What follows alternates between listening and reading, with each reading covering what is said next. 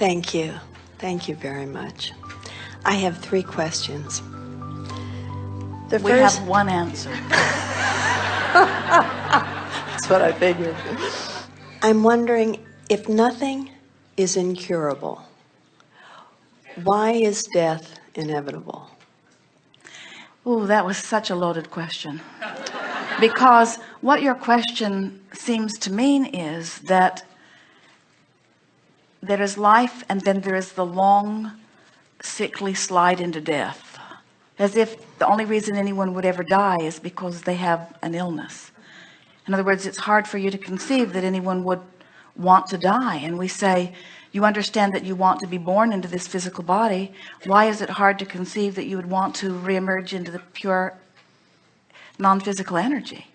The death experience, energetically speaking, is as exhilarating as the birth experience, since there is no death. We like to call it croaking. We like to be as disrespectful as we can, because there's no such thing as death. Did you feel the depth of the resistance in the human perspective relative to that, though? Yes, I think so. I'm trying to assimilate what you're saying. So ask the question again. So death, croaking. Ask. Let's call it croaking. Okay. Croaking seems to be an inevitable experience. But hear it from our point of view. Life is inevitable. A changing of perspectives is inevitable. Eternalness is inevitable. That's like saying, how would you like it? You say, I was born into this physical life experience and I went to a movie one day, and now I have to watch the same movie over and over and over and over and over. Every time I try to get out of the theater, they say, no, it's not your time yet. Go back. In other words, this is just one of the aspects of who you are. You never intended to stand in one place. Okay. We're trying to get you to see the death experience from your broader point of view. And we know humans have such a screwy picture of death. The day you're born, you say, watch out, that could kill you. And you begin to develop this resistance to, and it is odd because it is inevitable. You don't know anyone that doesn't experience it, and yet you dread it. And a question like this further enhances the dread, doesn't it? Well, I'm not sure exactly. Really, I'm trying to reconcile if there's nothing that's incurable. In other words, if disease doesn't take you out, would anybody die? Let's take away train wrecks, car wrecks, trucks running over you, that would be the and next disease. Step. And there's leprosy. We love this question because what you're helping us to amplify is that there are many people who make their death experience in the same way that you make your next choice in life experience. In other words, sometimes you've lived enough life and you put enough into vibrational escrow that the death experience is the call of source. In other words, when this time-space reality is no longer serving you in the powerful way that you've intended, you often opt for reemergence into non-physical and a fresh start again. Humans don't like the thought of that because they say, oh, the last start was pretty rough going and I just got it squared away and now I have to start all over. I have to be a teenager again. Yeah. But we lovingly want to say to you that that is a question that would ever only be spoken from human perspective and from a disconnected human perspective as well. Okay. Thank you. My next question. We can decide how we're going to die and when we're going to die. You are the creator of your experience. And in that sense, without exception, every death is suicide because nothing happens to any of you that is outside of what's going on in your vibration. Okay. Whether we're conscious of it or not. A lot of creating by default going on by a lot of people because you're offering vibrations all over the place, not tending to them. You've forgotten that it matters how you feel. It's a very common thing. People will say, I must speak the truth. I must face reality. And we say, why keep active in your vibration something that you don't want? Because it's true. We say, but surely there are things that are true that cause alignment with source. In other words, just because it's true, it doesn't deserve your attention. Pick the things that are true that feel good when you focus upon them and let that be the vibrational basis of your life experience. Good. Thank you. Yes, indeed.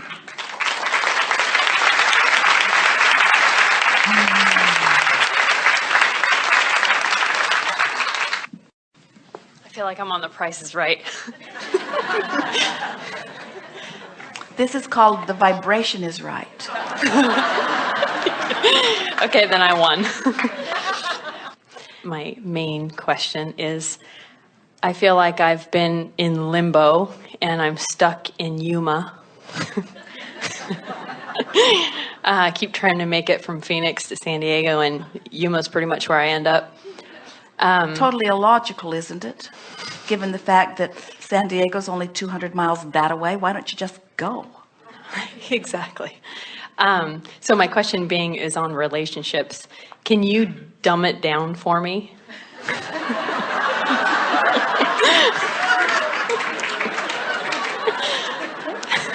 Well, Because obviously I feel like I'm close to it, but it's just not happening. yes, we can give this to you in a way that will be easier for you to hear. So it is easy to see it relative to just pointing your car in the right direction and continuing to go, because that journey is quantifiable. It's easy for you to say it's 200 miles away, it's 199 miles away, it's 198 miles away, it's 197 miles away. So you are hopeful because you have evidence of your progress. Where when you want something like a relationship and you are infinitely aware that it isn't here yet, even though you may have been dreaming about it, you may have been cleaning up your vibration about it, you haven't seen the evidence about it, and so you are less certain because you are using the physical manifestation as your point of evidence rather than the improvement in the way you feel. So the way you quantify, this is good, isn't it? Yes. So the way you, is it dumb enough for you? Yeah. It's a wonderful question, and we are pleased that you are asking it in this way, because it is tricky when you have been using what you see with your eyes and hear with your ears and so on as your acknowledgement of what's happening, to have something that is 99% created and not be able to see it takes an element of faith that if you don't know about the laws of the universe and you don't know that the way you feel means something, what happens is you'll be moving along. You'll find a positive thought. You'll think about what you want. You'll view something that you appreciate. You'll come into vibrational alignment with the idea of this, and you are moving right along to it. And then you'll see someone who right now has exactly what you want, which reminds you that you don't have it right now, and you turn upstream. So all that's happening is you're turning toward it and away from it, and toward it and away from it, because you're letting what is control the direction of your thought rather than what you want to be. So the key is you have to take the relationship out of the equation. Take the guy out. Yes, for this reason, because did you hear us earlier when we said being without him has caused you to want him, and being with the wrong ones has caused you to specify what you specifically want? In other words, you have created this magnificent relationship that your inner being is already fully enjoying. We'll give you more about that in a moment. So as this relationship is already come to vibrational fruition and you're feeling good about whatever, you're moving toward it. As you feel bad, you're moving away from it. So the work has already been done relative to the creation of the relationship. Now your work is to hold yourself in vibrational alignment with the well-being that is waiting for you, which means your work now is to feel good. So this is the dumbing down part that we really want you to hear, and it is not a dumb question at all. It's the elementary question that you have posed so beautifully. You have to care about how you feel, not about the guy, because the guy's a sure thing. But when you pick up the stick that says my mate, you pick up the stick that has him missing on one end, and you don't believe he's present on the other. So every time you activate the vibration of relationship, it turns you upstream. Where if instead of activating the vibration of relationship, you were activating the vibration of things always work out for me, I'm getting to handle this, I know what I'm doing, I've been envisioning, my life has caused me to put him there, I know he's there, I don't have to worry about when he's coming, and you get focused upon other things that make you feel good, or things about that make you feel good, before you know it, you'll be there. Now, about this vibrational escrow, we want to paint another picture for you. We think you'll like it a lot. So, talk about Jerry and Esther. So, all of their lives, and Jerry was here first, so he was banging around before Esther was born. Long before Esther was born. And That was Esther talking. And so he was launching things into his vibrational escrow. He launched things into his vibrational escrow even before he was born. So did Esther. And this work that they are now upon was already in vibrational escrow before either one of them were born. Now they're banging around in physical form. They're having relationships with other people. They're launching rockets of desire. And they put into vibrational escrow a picture of what they want in terms of their purpose of life and what they want in terms of relationship. In other words, they created a vibrational escrow that was really about each other. Now, neither one of them had ever met each other, but they were already alive and active. So here's this vibrational escrow. So then here's Esther finding a reason to feel good and moving closer toward Jerry. She didn't know it. Here's Jerry finding a reason to feel good and moving closer toward Esther. In other words, they weren't focused upon finding each other. That's not how they found each other. They were focused upon this that made them happy, and this that made them happy, and this that made them happy, and this that made them happy, and this that made them happy. And when two happy people got over there in their vibrational escrow, there they were. And the day they met, they knew. In other words, the day they met, they could not take their eyes from one another. They did not know what it was about. They felt a coming home that was indescribable. What you want is a sure thing. It's just a matter of you allowing yourself vibrational alignment with who you are. So when your quest is alignment with who you are, we promise you your lover will be there. So a woman said to us one day, Abraham, will my son find a mate soon? And we said, hopefully not. She did not like that answer at all. She said, how can you say that? I think that is the answer to everything that is wrong. And we said, if he finds a mate right now, she also will be unemployed. She won't like herself either. If he demanded that the universe give it to him now, then it would come as he is now. Well, what's happening with you is your picture of who you are and what you want is so vivid, and you are in the process of coming into alignment with that vivid picture. So the timing of this relationship is not because he's late in showing up. It's because you are wanting to come into alignment with who. It is so much better to be in alignment with who you are, him be in alignment with who he is. And when you rendezvous, you're two people in alignment who then recognize each other.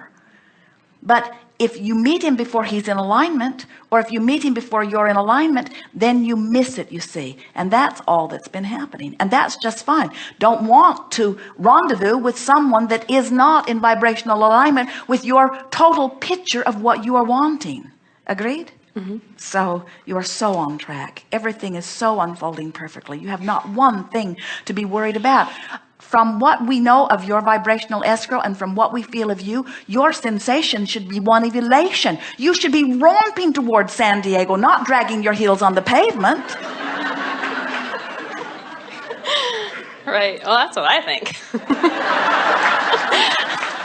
And don't let anyone else's criteria about how long it's taking, about where you're looking. You don't have to go looking for this. This will come and find you. Your role is to be happy. Happy, and in your happiness, you will be inspired to the conversations, to the rendezvous, to the actions. And don't worry. Don't walk into a room and look everywhere. Is it you? Is it you? Is it you? Is it you? Instead, say to yourself, you're there. I'll know you when I see you. And when all the bells and whistles go off, I'll take a second look. Until then, it's not you. Okay. Don't talk yourself into anyone. This one's going to feel great.